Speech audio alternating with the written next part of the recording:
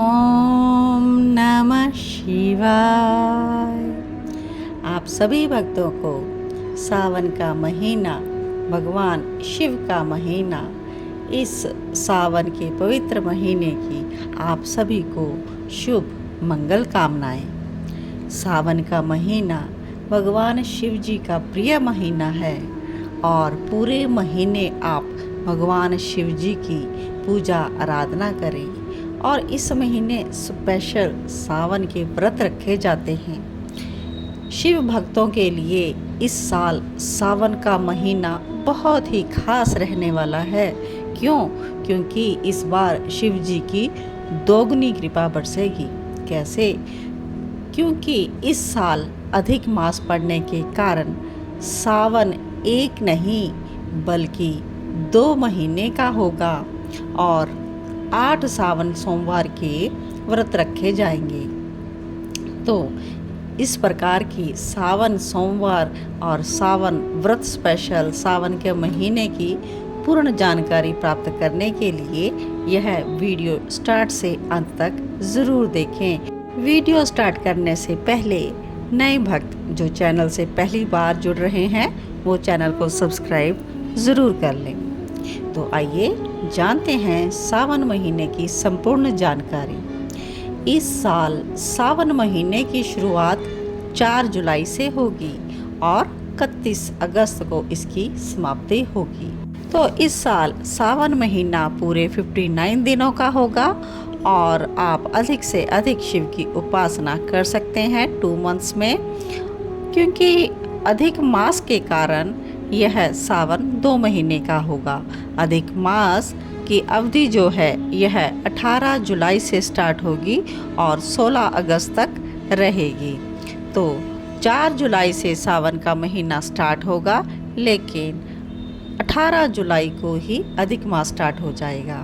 तो सावन के जो सोमवार है यह कब कब होंगे, तो आइए ये भी हम जान लेते हैं। सावन का पहला सोमवार 10 जुलाई को होगा। सावन का दूसरा सोमवार 17 जुलाई को होगा और उसके बाद अधिक मास स्टार्ट हो जाएगा। तो सावन का तीसरा सोमवार 24 जुलाई, सावन का चौथा सोमवार 31 जुलाई को और सावन का 5वां सोमवार 7 अगस्त को और सावन का 6ठा सोमवार 14 अगस्त को होगा। तो 16 अगस्त को ये अधिक मास समाप्त हो जाएगा।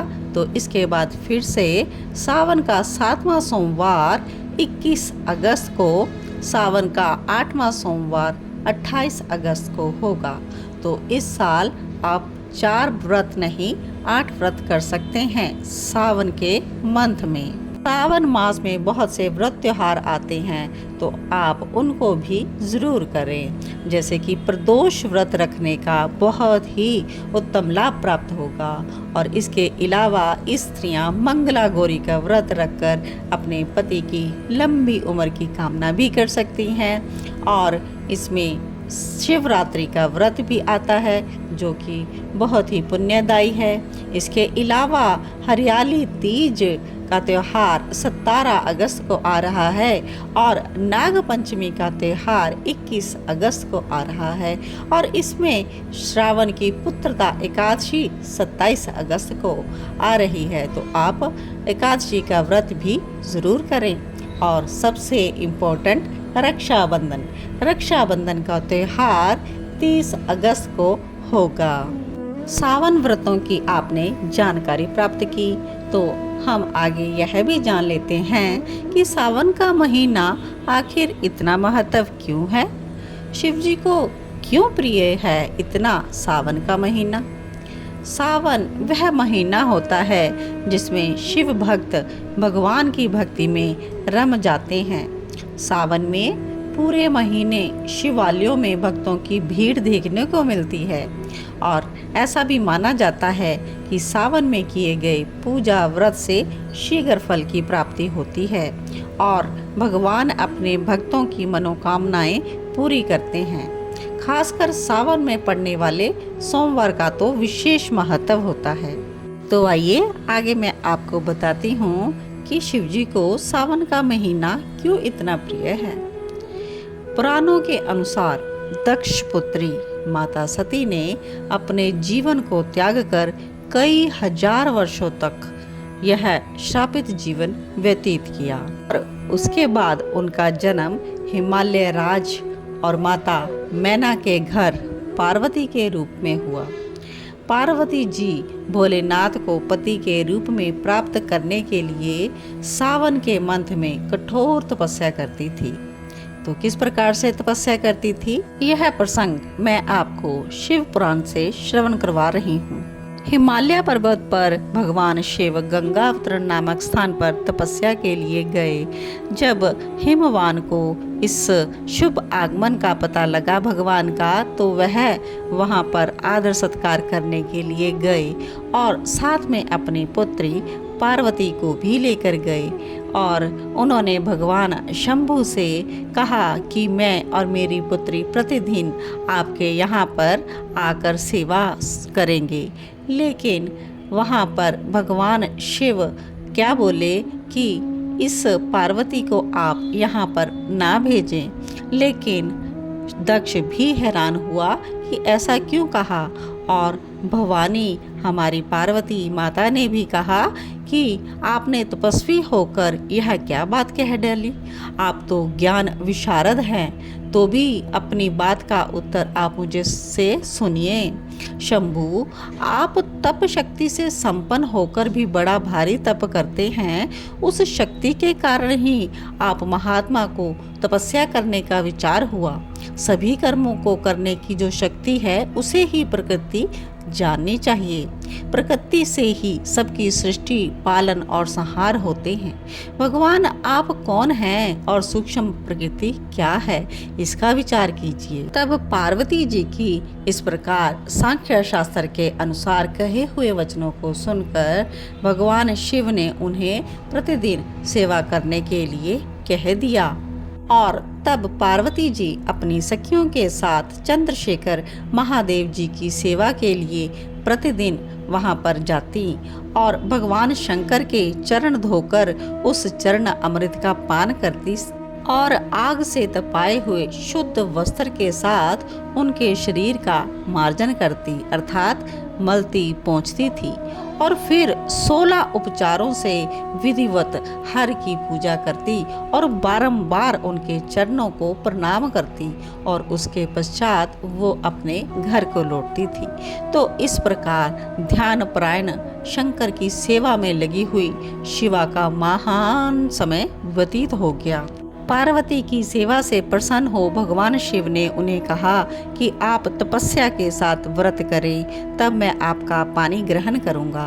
तो इस प्रकार से पार्वती जी ने महादेव जी की वाक्य को अपना साध्या माना और तपस्या के लिए मन में निश्चय किया और अपनी माता और पिता हिमाचल से आज्ञा मांगी। पिता ने तो यह स्वीकार कर लिया, लेकिन माता ने स्नेहवश उनको समझाया कि घर से दूर वन में जाकर तप ना करो।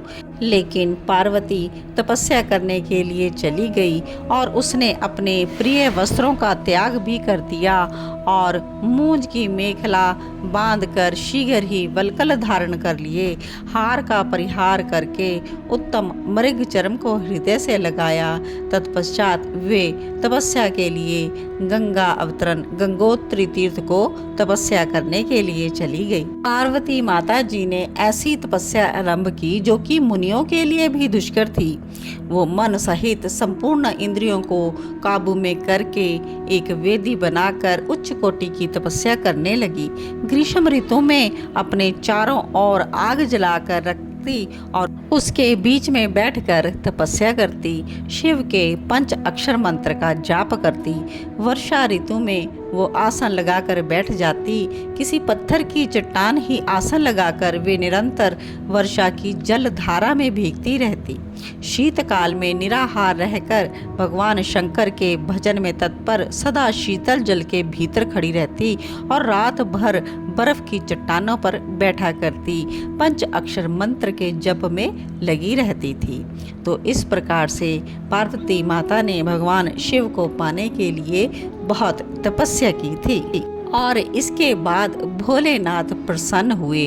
उन्होंने प्रसन्न होकर पार्वती जी को पत्नी के रूप में स्वीकार किया। सावन में भगवान शिव कैलाश छोड़कर धरती पर निवास करते हैं। सावन में शिव जी धरती पर आकर सृष्टि का संचालन करते हैं। तो इन्हीं सभी कारणों से सावन माह का महत्व और भी बढ़ जाता है। तो आप सभी भक्ति भाव श्रद्धा से युक्त होकर भगवान भोलेनाथ की आराधना ज़रूर करें। और जो कन्याएं अपने लिए सुंदर पति की कामना करती हैं, वह माता पार्वती की तरह सोमवार के व्रत ज़रूर करें और सुंदर पति उनको ज़रूर प्राप्त होगा भगवान भोलेनाथ की कृपा से। तो हर हर महादेव, हर हर महादेव। ओम नमः शिवाय, ओम नमः शिवाय। आशा करती हूँ सावन मास स्पेशल आपको आज का वीडियो अच्छा लगा होगा। तो आप वीडियो को लाइक ज़रूर कर दीजिएगा और ऐसे ही वीडियो और देखने के लिए चैनल को सब्सक्राइब ज़रूर कीजिएगा और वीडियो को शेयर ज़रूर कीजिए।